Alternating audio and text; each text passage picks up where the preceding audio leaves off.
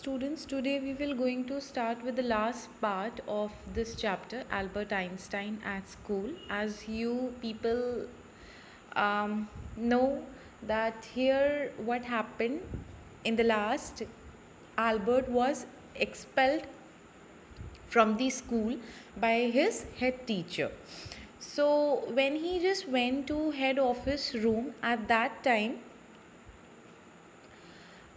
his head teacher, he said that Albert, you can take it that way if you wish.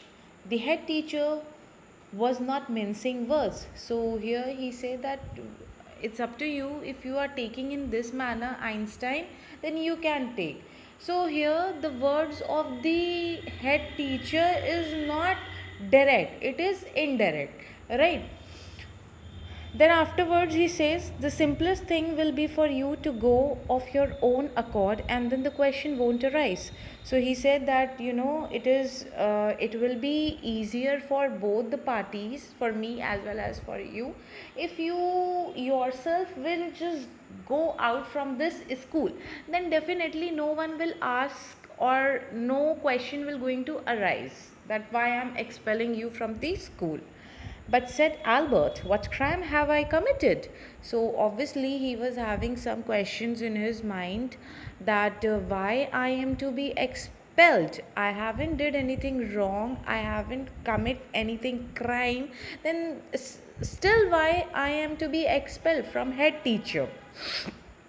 Because see here there is a bit difference, as Albert already thought of leaving the school, right? Leaving the school by its own and expelled from the head teacher are two different things. So he was having this question. He have to go, he knew, right? But it was totally different because he just struggle, and he just faced many problems while he met to doctor, while he take Yuri to lunch, right? So obviously from his end he tried to do the most. So when he asked from his head teacher that what crime have I committed, he said that Einstein, your presence in the classroom make it impossible for the teacher to teach and for the other people to learn. So he's saying that Einstein, you present in the classroom and it became very difficult for a teacher to teach, and other students who are there, who are present in the classroom, they are unable to learn because you always refuse to learn. So he is saying that you refuse to learn, you are in a constant rebellion. He always used to resist that thing. You are in a constant rebellion and no serious work can be done while you are there. And it's become very difficult for students as well as for teachers to do something important, any serious work when you are present. Albert felt the medical certificate almost burning a hole in his pocket. So this means this line, burning a hole in his pocket, which means that the money which actually he spent on extracting the certificate, right, was actually paid in terms of meal with Yuri, had gone waste. And this certificate is now what? This certificate is now useless. I was going to leave anyway, he said. So very slowly he said, anyways, I'm going to leave, but okay, it's fine. Then we are in agreement, at least Einstein, the head says. So finally his head teacher, he says that Einstein, this is actually the first time we both are agreeing on something. Otherwise you are having different opinion and I'm having different opinion. This is the first time which we agreed all together, right? What? Leaving the school. So for a moment, Albert was tempted to tell the man what he thought of him and of his school. Then he stopped himself. For a while, at this time, Albert, he was like driven by his desire to tell his head teacher the truth, what he thought of the school, right? What he thought of the school, what he thought of him. But anyhow, he just um, he just stopped him by saying these things. Without another word, holding his head high, he stalked out. So at last, when he managed to resist, and at last when he decided it's better to keep his mouth shut, he just walked away straight out of the school, ignoring the head teacher instruction with his head high.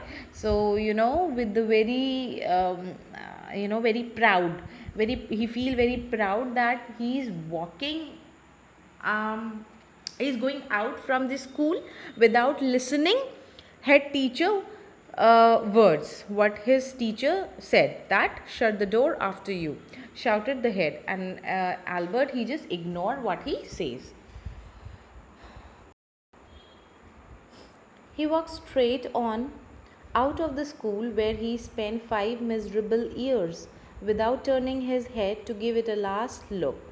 So he just walked out without looking back at the place where he spent the most terrible years of his life, right? Without turning his head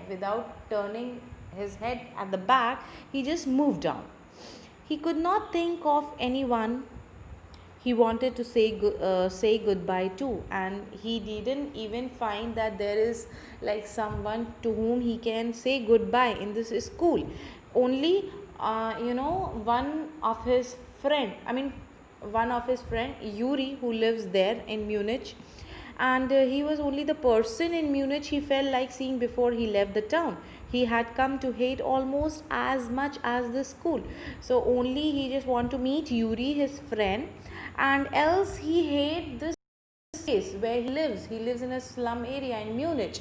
So he hates them as he hates school. Elsa was back in Berlin, and he had no other real friends. Elsa, her cousin, she went to Berlin because his father was having a business over there, right? So she also went to Berlin, and Albert was not having any real friends. And at last, what Yuri said, goodbye and good luck, said Yuri when he left. You are going to a wonderful country, I think. I hope you will be happier there.